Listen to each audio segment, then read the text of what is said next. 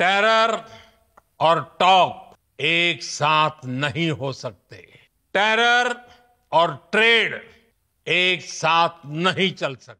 সন্ত্রাস ও আলোচনা একসঙ্গে চলতে পারে না। সন্ত্রাস ও বাণিজ্য একসাথে হতে পারে না। রক্ত ও পানি একসাথে প্রবাহিত হতে পারে না। সোমবার স্থানীয় সময় রাত ৮টায় জাতির উদ্দেশ্যে ভাষণে পাকিস্তানকে লক্ষ্য করে কঠোর বার্তা দেন ভারতের প্রধানমন্ত্রী নরেন্দ্র মোদী। বলেন, যদি কোনো আলোচনা হয় তা কেবলমাত্র সন্ত্রাসবাদ ও পাক অধিকৃত কাশ্মীর ইস্যুতে হবে। সেই সঙ্গে ভারত কোনো ধরনের পরমাণু হুমকি সহ্য করবে না বলেও 22 মিনিটের ভাষণে সাফ জানিয়ে দেয় এ নেতা। भारत की पराक्रमी सेनाओं को, सशस्त्र बलों को আমি এ জাতির মা বোন এবং কন্যাদের উদ্দেশ্যে অপারেশন সিঁদুর উৎসর্গ করছি। অপারেশন সিঁদুর কেবল একটি নাম নয়, এটি জনগণের অনুভূতির প্রতিফলন। নারীদের সিঁদুর মুছে ফেলার মূল্য পাকিস্তান এখন জানে। স্যালুট করতা হুঁ। ভাষণে ভারতীয় বাহিনীর হামলায় 100 জন সন্ত্রাসী নিহত হয়েছে দাবি করে দেশের সশস্ত্র বাহিনীর সাহসিকতার প্রশংসা করেন মোদী। এ সময় সন্ত্রাসবাদকে সমর্থন করার জন্য পাকিস্তান সেনাবাহিনীর তীব্র সমালোচনা করেন এ নেতা।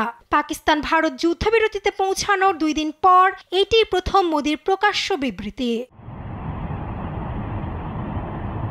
এর আগে জিও নিউজের সঙ্গে সাক্ষাৎকারে ভারত সিন্ধু পানি চুক্তি স্থগিত করতে পারে না বলে মন্তব্য করেছেন পাকিস্তানের প্রতিরক্ষা মন্ত্রী খাজা আসিফ। সেই সঙ্গে পাকিস্তান ভারতের মধ্যে আলোচনায় কাশ্মীর, সন্ত্রাসবাদ ও পানি এই 3টি বিষয় অন্তর্ভুক্ত করা উচিত বলে মন্তব্য এ নেতার।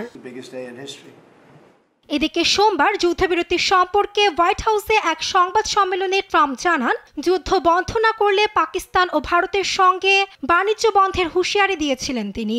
সেই সঙ্গে দুই দেশের পারমাণবিক যুদ্ধে জড়িয়ে পড়ার শঙ্কা ছিল বলেও দাবি করেন রিপাবলিকান এ নেতা। আমরা ভারত পাকিস্তানের যুদ্ধ বন্ধে বড় সহায়তা করেছি। আমি তাদেরকে জানিয়েছিলাম যে উভয় দেশের সঙ্গে যুক্তরাষ্ট্র বাণিজ্য করতে আগ্রহী। বলেছিলাম, যুদ্ধ বন্ধ করো, যদি না থামো তবে কোনো বাণিজ্য হবে না। এদিকে যুদ্ধবিরতির পর পরবর্তী পদক্ষেপ নিয়ে প্রথম দফা ফোনে আলোচনা করেছেন ভারত ও পাকিস্তানের সামরিক কর্মকর্তারা। এরপরই পাকিস্তান আনুষ্ঠানিকভাবে তাদের পাল্টা আক্রমণ অপারেশন বুনিয়াদ ও মারসুস সমাপ্তির ঘোষণা দেয়। নাসরিন আক্তার, নিউজ ডেস্ক, দেশ টিভি।